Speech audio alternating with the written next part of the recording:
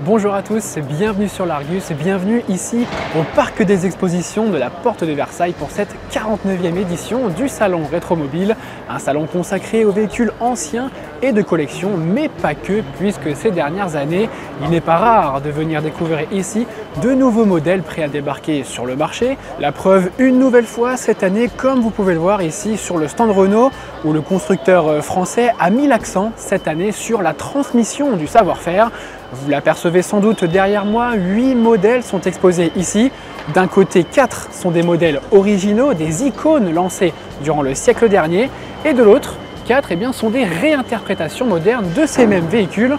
Ce que je vous propose, c'est de rencontrer Dominique William Jackson, le manager du patrimoine Renault, qui va nous décrire en détail ce très joli stand de la marque aux losanges.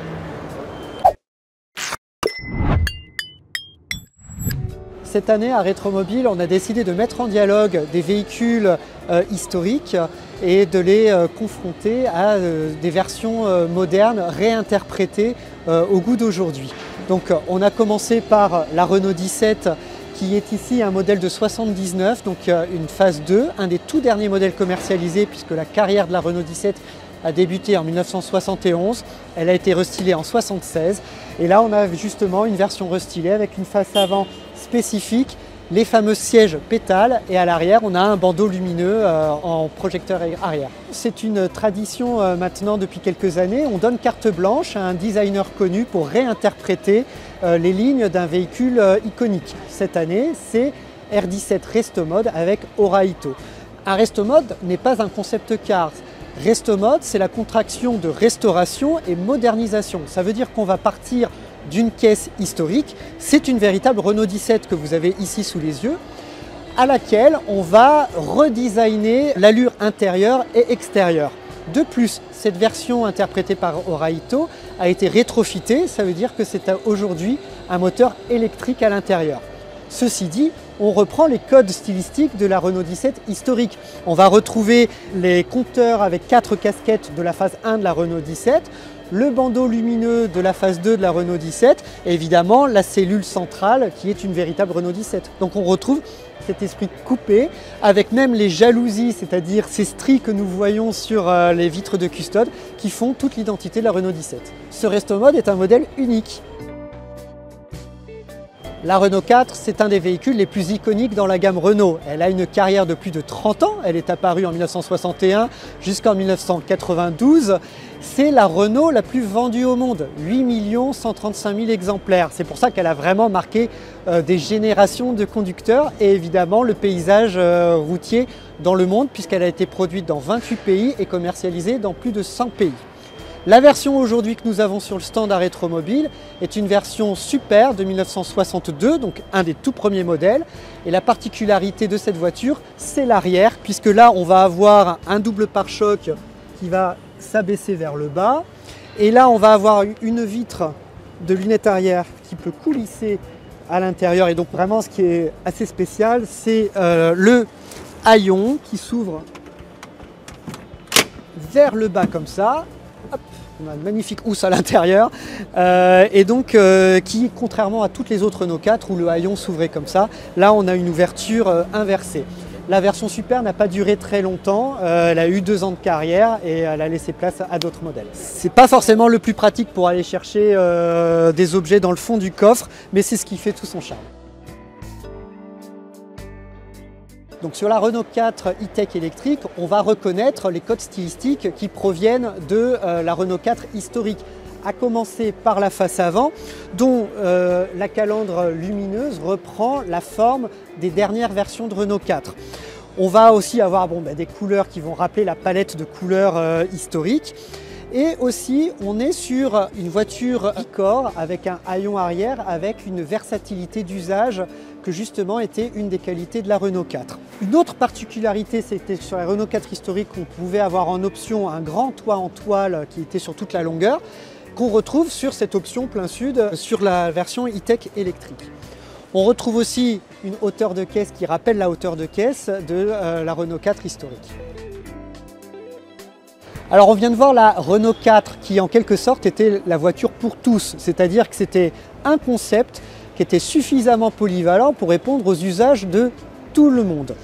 La Renault 5, on est sur une autre philosophie, ça va être la voiture de chacun. C'est-à-dire que pour chaque type de clientèle, il va y avoir une version de Renault 5 qui est disponible pour chacun d'entre eux. On va avoir des versions d'entrée de gamme, des versions plus cossues, des versions société, des versions sportives avec la R5 Alpine ou encore plus exclusives avec la R5 Turbo par exemple. Ce modèle que nous avons ici est un des premiers modèles. La Renault 5 est apparue en 72, celle-ci est de 74. C'est un modèle TL avec un magnifique jaune tournesol que nous avons là. La R5 est d'abord sortie en version 3 portes, puis une version 5 portes est apparue un peu plus tard dans la carrière de la voiture. La R4 est la Renault la plus vendue de tous les temps avec 8 135 000 exemplaires, mais il s'agissait d'un véhicule. Si je cumule Renault 5 et Super 5, on va arriver à 9 millions d'exemplaires, ce qui en fait aussi un des véhicules les plus vendus de la gamme Renault. La Renault 5 e-tech électrique, elle fait plein de clins d'œil à son ancêtre, la Renault 5 historique, à commencer justement par son regard espiègle et cette bouille vraiment très sympathique. On va retrouver des codes de la Renault 5 originelle, de la Super 5 et de la Renault 5 Turbo. On va aussi avoir ici cette forme rectangulaire qui est en fait l'indice de charge de la batterie qui était en fait sur le capot de la Renault 5 historique, l'ouïe d'aération du moteur. On va aussi retrouver des lignes latérales comme ça qui vont faire le tour jusqu'au béquet arrière. Ça c'est repris de la Renault 5 Turbo. L'intérieur aussi s'inspire de la Renault 5 historique, on a plein de petites références. On va avoir sur la planche de bord les coutures verticales qu'on retrouve sur la R5 TL qu'on vient de voir. On va avoir la forme des sièges qu'on appelle un peu pétales type H qui sont, elles rappellent la Renault 5 Turbo.